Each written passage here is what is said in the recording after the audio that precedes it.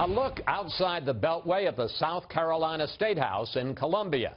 But joining us now from Nashville is Florida Senator Marco Rubio, who scored a second-place finish in South Carolina. Senator, congratulations and welcome back. Thank you. Thank you. Thanks for having me back. You declared flatly last night that you're going to win the nomination, but don't you first have to win a state? And if so, which is the first state you're going to win? Well, we do, and we're going to find out, and we have to win more than one. So it's been difficult up to this point because we've had a lot of people in this race. I mean, so you have Donald Trump sitting at around 30% or so nationally, sometimes under, sometimes a little over. And then you have 70% of the Republican electorate does not support Donald Trump, but that 70% has been divided up between 5 to 7 people. As this race continues to narrow, I think that'll be easier and easier for that 70% to coalesce. And so that's why I feel so good, obviously, about our results last night. I give a lot of credit to Trey Gowdy and Tim Scott and Nikki Haley, who came on board and helped us finish strong there. But now this race is getting narrower, and I believe it's literally down to 3 people who are running full-scale national campaigns. And I feel more and more positive now going into some of these states, including where I am here this morning in Tennessee, that our chances continue to grow now. And we will, especially as we get into the winner-take-all states that are coming up soon. We have to start winning states, and we will. Let's talk about that. Jeb Bush dropped out last night. Are you calling on John Kasich and Ben Carson to also drop out so that the party, the rest of the party, that 70%, can begin to unite around you? And please don't give me the it's up to them answer. I mean, would it be good for the party for the others to drop out and make this a 3-man race? Well, first, I do have to give you that answer because I'm no one to tell anyone to drop out. I mean, John Kasich is out there working as hard as I am, and he's been doing this almost as long as we have, and he has every right to make that decision for himself. But would it be best for the party? The campaign is largely based in one place. Well, I think that's for him. I believe that the sooner we can coalesce, the better we're going to be as a party in general. I mean, and so certainly, but I'm not here to tell him to do whatever he needs to do. It's going to happen one way or another. There's a natural process that's going to take hold. I think the question is the timing. It's clear that John Kasich is going to focus, I think, entirely on Michigan, and at least that's what he's announced. And yeah, it's his right to do that. But we're going to continue to work everywhere. Today we'll be in 3 states. We finish up tonight in Nevada after stopping in Arkansas, first starting here in Tennessee. We're going to compete everywhere, and we feel good about that coalescing happening in all those places where these other candidates are not. All right. You say that this is now a 3-man race, so I want you, lightning round rules, to do a little comparison shopping. Why should a voter who's undecided choose you over Donald Trump? Well, I think one of the reasons why is we have a real sense of optimism about America's future. I'm realistic about our challenges, but I'm very optimistic about our future. And we need someone that will restore, a campaign that will restore our confidence in who we are as a people and what we're capable of doing. And Trump won't do that? We also need real answers to real problems. Rhetoric is not enough. Well, I think Donald's campaign has largely been about how bad things are. And there's no doubt we need to recognize how difficult things are. But you can't just say you're going to make America great again. You have to explain how you're going to do it. I mean, at this stage in the campaign, voters deserve to know in great detail just exactly how it is that you are going to achieve some of these things that you're saying you're going to achieve with specific public policy.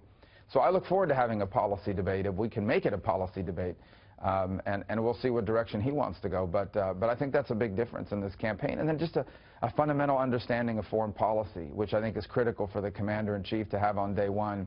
To this point now, 3 states in, he still has not really demonstrated that. But again, we'll see. As the weeks go on, maybe he'll spend some time and learn more about it, and we can have a debate about those issues. And we understand the case you're making for yourself. What about you versus Ted Cruz? Well, look, Ted is very weak on national security. He has voted repeatedly against budget items regarding the defense budget, whether it's the Defense Authorization Act or voting for Rand Paul's budget that slashed defense spending. So he'll have to answer for that. And I just think voters are growing increasingly troubled by the tenor of his campaign. He's literally every day making up things. You saw today one of his supporters, I believe in Illinois, a member of his campaign said that they're becoming concerned about this and are thinking about maybe getting out of the campaign as a result of it. So, you know, it's very disturbing, but of course on the record, the national security stuff, he's just very weak on national security issues. I think that hurt him in South Carolina and is going to hurt him elsewhere. Let me talk to you about that second side of it, because things seem to have gotten personal between you and Ted Cruz, with you accusing him of lying and his campaign of playing dirty tricks. And here's what you said, and I want to put these pictures up side by side. This was the real picture on the left, and on the right was the Photoshop version that appeared to show you shaking hands with President Obama and the idea that you two were together on the trade pact. Here's what you said after that. The picture's fake. It's a Photoshop of someone else shaking hands, and it appears it isn't even Barack Obama either. So I think this is now a disturbing pattern, guys. It's a disturbing pattern. Every day they're making things up. In this case, they literally made up a picture. Straight out, do you believe that Ted Cruz has the integrity, the character to be president, or do you think there's something missing there? Well, I think certainly in his campaign it's missing. I've never seen this behavior from him before up until he started running for president, and in the last couple of weeks. Look, I mean, the other night a gentleman fainted at one of my events. We stopped the event. I stopped and said a prayer for him, and within hours his campaign was sending out robocalls in South Carolina telling people that I had cut off my event short and had announced that if I didn't win in South Carolina I would be dropping out. I mean, it's just, these are little things, but they add up and they're important. It's very, you know, this sort of pattern is very, very disturbing. And we're all used to rough and tumble here and people playing on the edges, but to just literally make things up. In a week, he's been rebuked by National Right to Life on my position on Planned Parenthood. He's misstated my position on marriage. You know, did robocalls in Spanish to English-speaking households in South Carolina, trying to, I guess, you know, offend people against me. So it's just very bizarre. It's an ongoing pattern. It happens every single day now. He did robocalls on the Confederate flag against Donald Trump in South Carolina, a very difficult and painful issue in South Carolina that he wanted to reignite. So bottom line is, you conduct a campaign like that, it's going to reflect on you, it's going to reflect on your campaign. And I think ultimately, if it continues, it does say something about your ability to govern this country. Of course, while you are making statements, comparison shopping about the other candidates, they're making it about you. And one of the knocks is whether or not you are willing to do the hard work of government. And I want to put up a couple of statistics that came out this week. There was a report that you've missed 60% of the hearings of the Senate Foreign Relations Committee since you joined the Senate. And after 9/11, the Florida House, where you were then a member, set up a special committee on security lapses. You skipped almost half the meetings and missed more than 20 votes. The suggestion, Senator, is that you're always more interested in the next job than the job that you currently hold. Well, first of all, about the Florida House one, that was like 15 years ago. I was also the majority whip, and so I had significant responsibilities outside of the committee, and you can't be in two places at once. And that actually explained, the people who wrote that about the Senate don't understand the Senate. When it comes to the Foreign Relations Committee and the Senate, you could have 3 committees meeting at the exact same time, literally.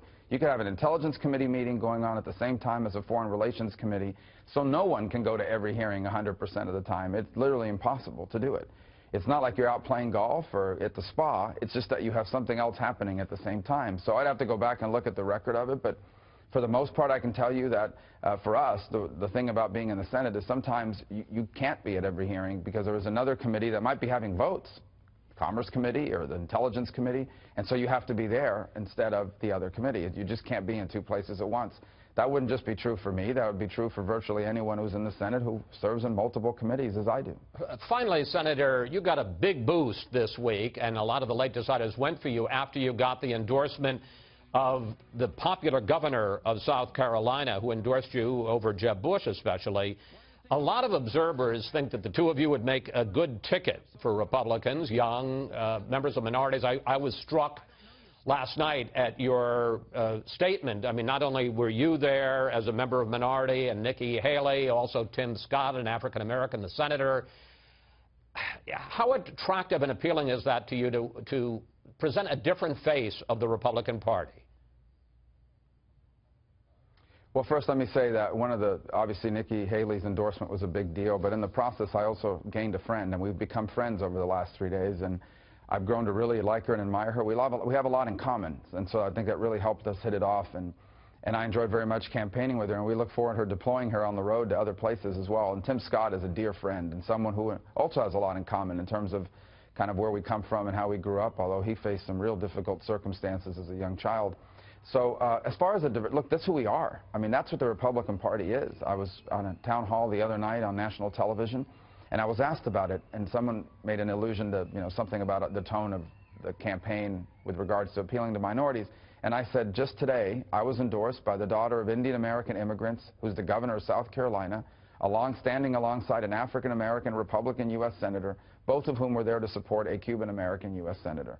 It's pretty amazing that the Republican Party is indeed the party of diversity. It is the only party where you have so many people of so many different backgrounds on a national stage. I'm very proud of that. And we're going to continue to showcase that.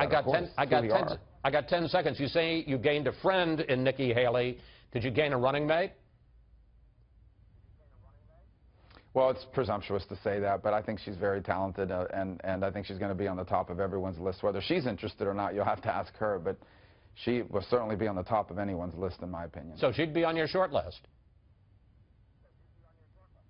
I think she'll be on everyone's short list. Whether she wants to do it or not, you'll have to ask her. Sure, her plate is full, as she says. She has her hands full in South Carolina and a young family, but I can tell you she's incredibly talented, and I think whoever the nominee is, and I believe it will be me, she's someone that people are going to be paying attention to. Senator Rubio, thank you. Thanks for coming in today. Safe travels, sir.